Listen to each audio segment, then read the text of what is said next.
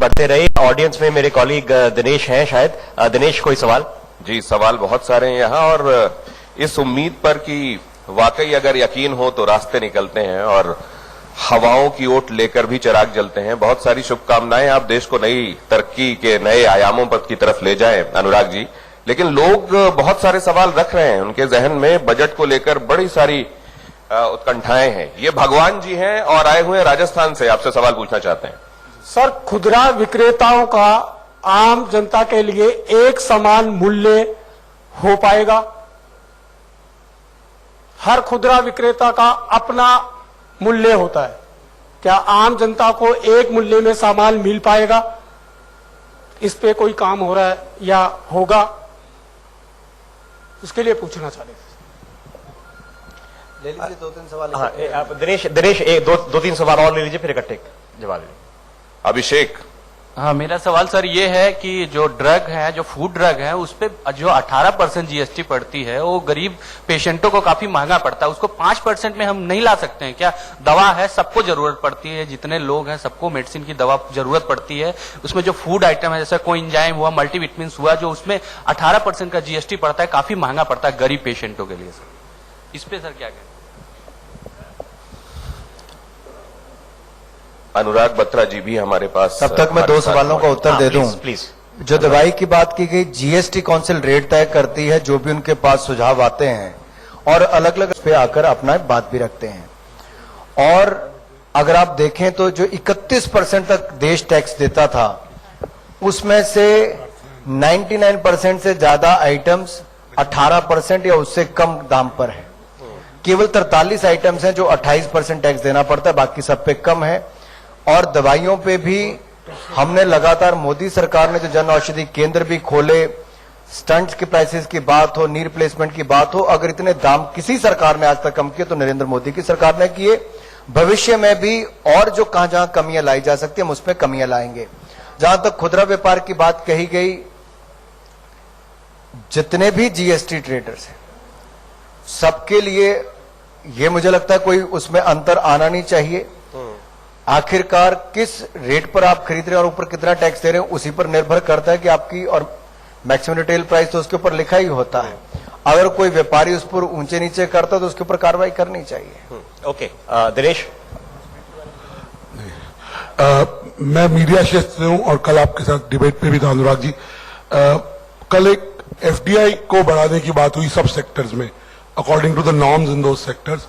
सो कार्तिक जी, मैं Priya Rishabh media sector से है, तो क्या न्यूज में 100% एफडीआई होने वाला है? इस न्यूज में अभी 26 है, 49 इज डोर हाफ ओपन, क्या दरवाजा पूरा खोलेंगे? इंश्योरेंस में मुझे बताया गया कि इंश्योरेंस में 100% एफडीआई, बट क्या मीडिया में 100% एफडीआई? न्यूज मीडिया में जिन जिन सेक्टर्स में जहां तक कैप है, उस कैप के अनुसार एफडीआई को मैक्सिमम लिमिट तक ले जाया जाएगा। जिन क्षेत्रों में 74% 100% है, वहां पर 100% तक भी जाया जा सकता है। अभी तक उस कैप में कोई बदलाव नहीं है। अनुराग जी, जैसे किसी ने कहा कि क्या बैंकिंग सेक्टर में बाकी सब होगा, तो फाइनेंशियल सर्विसेज को उससे अलग रखा गया। अनुराग ठाकुर जी, सबसे पहले आपको हार्दिक बधाई हो इस सुंदर बजट पेश करने के लिए। बहुत अच्छा सवाल है। आप स्वयं क्रिकेटर रहे हैं, मैं भी क्रिकेट खेलता हूं। नेशनल स्पोर्ट्स एजुकेशन बोर्ड जो आप सेटअप कर रहे हैं खेलो इंडिया के आधार पर, ये क्या है? बहुत अच्छा सवाल, क्योंकि युवाओं से जुड़ा हुआ है। चाहे नई एजुकेशन पॉलिसी हो, higher education commission of India बनाने की बात हो, स्टडी इन इंडिया प्रोग्राम हो, या फिर नेशनल रिसर्च फंड बनाने की बात हो, ये सारे वो कदम हैं जो युवाओं के लिए नए अवसर पैदा करेंगे, शिक्षा के क्षेत्र में, और रोजगार स्वरोजगार के अवसर भी पैदा करेंगे जब दुनिया भर के लोग यहां पर पढ़ने आएंगे, रिसर्च स्कॉलर्स इसमें आएंगे। इसके साथ ही खेलों का एक बड़ा क्षेत्र है, और खेलों में भी जिस तरह से मार्केट पिछले कुछ वर्षों में बढ़ी है, अलग अलग लीग्स के बाद भी, और खेलों में रुझान जो देश के लोगों का बढ़ा है, उससे भी बहुत आगे बढ़े हैं। लेकिन कहीं ना कहीं अगर आप देखें, स्पोर्ट्स को जितना रिसर्च एंड डेवलपमेंट जितना उस पर होना चाहिए, हमारे देश में उसकी बहुत कमी रहती थी। हमने 2 स्पोर्ट्स यूनिवर्सिटीज पिछली बार दी, एक नॉर्थ ईस्ट में दी, एक कश्मीर के लिए दी। इसके अलावा एक नेशनल स्पोर्ट्स एजुकेशन बोर्ड बने, आखिरकार स्पोर्ट्स से जुड़ी हुई शिक्षा और उसमें क्या क्या सुधार लाने चाहिए, उस पर एक्सपर्ट्स को कैसे रखा जाए, उस पर पूरे खाका तैयार किया जा रहा है ताकि स्पोर्ट्स को एक इतने बड़े सेक्टर के रूप में खड़ा करें। मैं आपके ऊपर अमेरिका का उदाहरण देता हूं। अमेरिका की जो स्पोर्ट्स इंडस्ट्री है वो दुनिया के ऊपर निर्भर नहीं करती। उनकी जो अपनी लीग्स देश के अंदर है वो इतना पैसा जनरेट करती हैं जिससे अर्थव्यवस्था को भी बल मिलता है और वहां के खिलाड़ियों को सरकारी नौकरियों पर निर्भर नहीं रहना पड़ता। उनको लीग्स में इतना पैसा मिलता है कि उनके खिलाड़ी कई बार देश की ड्यूटी की बजाय उन लीग्स के प्रति ज्यादा दिखते हैं क्योंकि पैसा उस सेक्टर में ज्यादा आता है। यहां पर बल दिया जाएगा कि कैसे स्पोर्ट्स के क्षेत्र में देश और आगे बढ़े, एक सॉफ्ट पावर के रूप में भी आगे बढ़े, उस दिशा में काम हम आगे करने वाले हैं। इससे जुड़ा हुआ एक और छोटा सेक्टर है जो अब बहुत बड़ा बन रहा है, स्टार्टअप। इजराइल को स्टार्टअप नेशन के बारे में जाना जाता था, बहुत छोटा देश है लेकिन इतनी इन्वेंशंस करता था कि वहां पर यूनिवर्सिटीज में भी लोग पढ़ाई के साथ साथ नए आविष्कार करते थे। मेरा मानना है शिक्षा इसीलिए काम आनी चाहिए, आपको रोजगार दे, स्वरोजगार दे, कारोबार दे या आविष्कार के लायक बनाए। आविष्कार हमारे यहां पर ज्यादा हो, कंपनीज ऐसी काम करें जिसको आप रोजगार भी दे सकें और उन कंपनीज का साइज बढ़े। तो स्टार्टअप्स की कुछ चिंता थी, उनकी फेयर वैल्यूएशन को लेकर थी, उनके इनकम टैक्स को लेकर, जिसको सो कॉल्ड एंजल टैक्स भी कहा गया, जो आपकी वैल्यूएशन के ऊपर लगाने की बात थी। इसके अलावा जो लोग अपना घर बेचकर पैसा अपनी कंपनी में लगाते थे तो लॉन्ग टर्म कैपिटल गेन की बात कही गई। हमने सारे मुद्दों को इस बजट में एड्रेस किया है और युवाओं के लिए बहुत बड़ी बात मोदी सरकार ने स्टार्टअप इंडिया के लिए इस बजट में की है। तो स्टार्टअप और खेल दोनों के लिए हमने बहुत काम। ओके, समय कम है, एक दो सवाल आखिरी ले लेते हैं। प्रिया जी, अनुराग जी, प्रिया, वन क्विक सवाल। आज अभी स्पोर्ट्स की बात हो रही है तो आप ये बजट को क्या कहेंगे, ये बैटिंग वाला बजट है या फील्डिंग वाला? मुझे लगता है छक्के लगाने वाला बजट है जो भारत को उस दिशा में ले जा रहा है कि दुनिया की पहली 3 अर्थव्यवस्थाओं में खड़ा करना है। देखिए, मोदी जी ने वो करके दिखाया कि जो हम 11वें नंबर की अर्थव्यवस्था 2014 में थे, 2019 में हम दुनिया की 6वें नंबर की अर्थव्यवस्था बने। हमें $2 ट्रिलियन इकोनॉमी बनने के लिए लगभग 65 वर्ष लगे। हमने $1 ट्रिलियन पिछले 5 वर्षों में जोड़ा है और अगले 5-6 वर्षों में हम $2 ट्रिलियन और जोड़ने जा रहे हैं। ये मोदी सरकार का बहुत बड़ा कदम भारत को दुनिया में आगे ले जाने के लिए। ओके, आखिरी सवाल ले लेते हैं सर। अनुराग जी, बहुत बहुत बधाई। आपने युवा होते हुए इस युवा देश को आगे बढ़ाने के लिए जो प्रयास किए हैं उसके लिए बहुत बहुत धन्यवाद। और मोदी सरकार ने आंकड़ों की चिंता ना करते हुए जो परंपरागत ये बजट का सिस्टम था उससे हटके एक लॉन्ग टर्म विजन को रखते हुए जो बजट पेश किया उसके लिए बधाई। मेरे को सिर्फ एक ही बात आपके जहन में लानी है कि इतनी बड़ी योजनाएं बनी, इतने सारे मोदी सरकार ने अच्छे काम किए, इस बजट में भी इतनी राहतें दी गई, पर आम जनता से जब हम इंटरेक्ट करते हैं तो वो एक बात जरूर कहते हैं कि वो जो योजनाएं हैं वो हमारे तक पहुंच नहीं रही हैं, डाउन द लेवल वो पहुंच नहीं पा रही हैं, कहीं ना कहीं ब्यूरोक्रेसी में या कहीं वो अटक रही हैं। तो मेरा इसमें यही कहना है कि उसकी तरफ भी ध्यान दिया जाए ताकि वो नीचे तक पहुंचे। मैं आपसे केवल इतना निवेदन करूंगा, स्पेसिफिकली अगर आप बताएं कि किस योजना का लाभ कहां तक नहीं पहुंचा। अगर आप जैसे बुद्धिजीवी इसका फीडबैक भी mygov.in पे देते जाएंगे तो हम उसमें सुधार कर पाएंगे।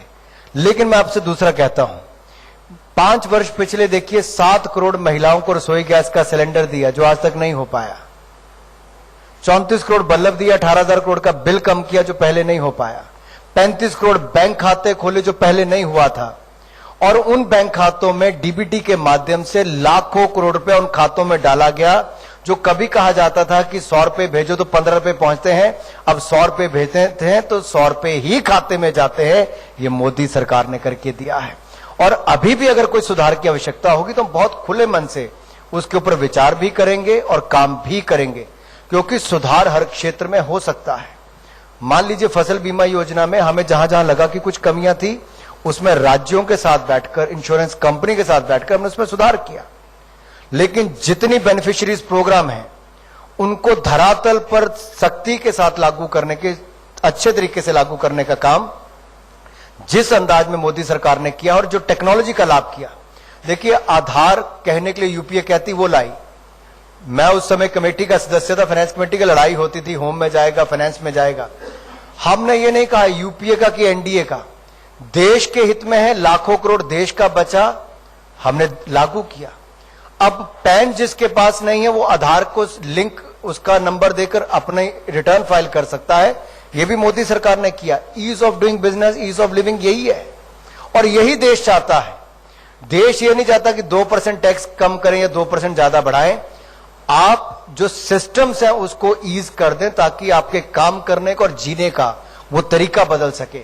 और हम भी जो बिहेवियर में बदलाव लाने की बात करते हैं, ये हाथ फैलाने की बजाय हाथ को मजबूत करें कि आप देश को आगे बढ़ाने का काम करें। ओके, जनता नौजवान में नेता सर, बहुत विश्वास है सरकार में, इसके लिए भी बताइए आप। हम इन विश्वास पर और खरा उतरें। ओके, कुछ नौजवान कॉलेज स्टूडेंट भी हैं, आप नौजवान नेता हैं। दिनेश, एक अगर वहां पर माइक पास कर सके, लेट्स गेट एक सवाल ले लेते हैं।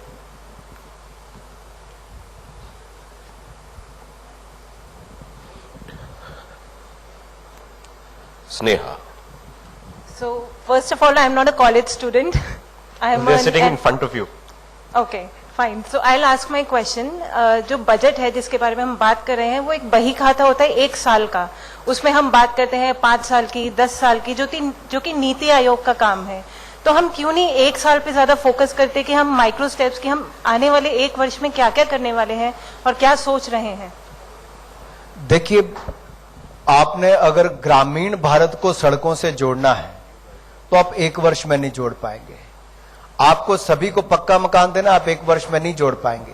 लेकिन आपने लक्ष्य रखा कि 2022 तक इस देश के हर गरीब के पास पक्का मकान सर ढकने के लिए होगा। तो हमने उसके लिए 1,50,00,000 से ज्यादा पक्के मकान पिछले 5 सालों में बनाकर दिए। 1,95,00,000 पक्के मकान ग्रामीण क्षेत्रों में अगले 5 वर्ष में बनाएंगे, जिसके लिए 1 साल का टारगेट इस साल दिया है। अगर 1,25,000 किलोमीटर की सड़कें अगले 5 वर्षों में ग्रामीण क्षेत्र में पीएमजीएसवाई फेज 3 में बनाकर देनी है, तो उसमें इस साल के लिए बजट का प्रावधान अलग किया है, लेकिन अगले 5 वर्षों में जो करना है उसका खाका आज तैयार किया जाता है।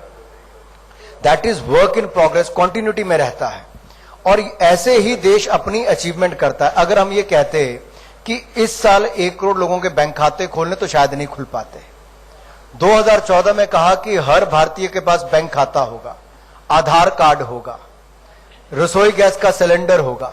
आपको 5 वर्ष लगे होंगे, लेकिन आपने एक टारगेट सेट किया, एम किया। $5 ट्रिलियन इकोनॉमी आज नहीं होगी, लेकिन 6 वर्ष में होगी। तो कैसे उसको अचीव करना है, उस दिशा में आप आगे बढ़े हैं। तो हर साल उसके लिए बजट में प्रावधान किया जाता है, लेकिन एक लक्ष्य रखा जाता है 5 साल 10 साल का। जैसे आपने रखा होगा जीवन में आपको शिक्षा प्राप्त करते करते, मान लीजिए आपको इंजीनियर बनना, डॉक्टर बनना है, प्रोफेसर बनना है, वो आप इस साल नहीं करेंगे, लेकिन लक्ष्य वो है, आप उसको अचीव करने के लिए हर साल आगे बढ़ेंगे। ओके, अनुराग ठाकुर, हमारे इस मंच पे बजट की चर्चा बड़े विस्तार में करने के लिए हमारा धन्यवाद। Thank you very much. आपका बहुत बहुत आभार। Big round of applause please. जोरदार तालियां हो जाए अनुराग ठाकुर जी के लिए। हमारे लिए बेहद सम्मान की बात थी सर कि आप यहाँ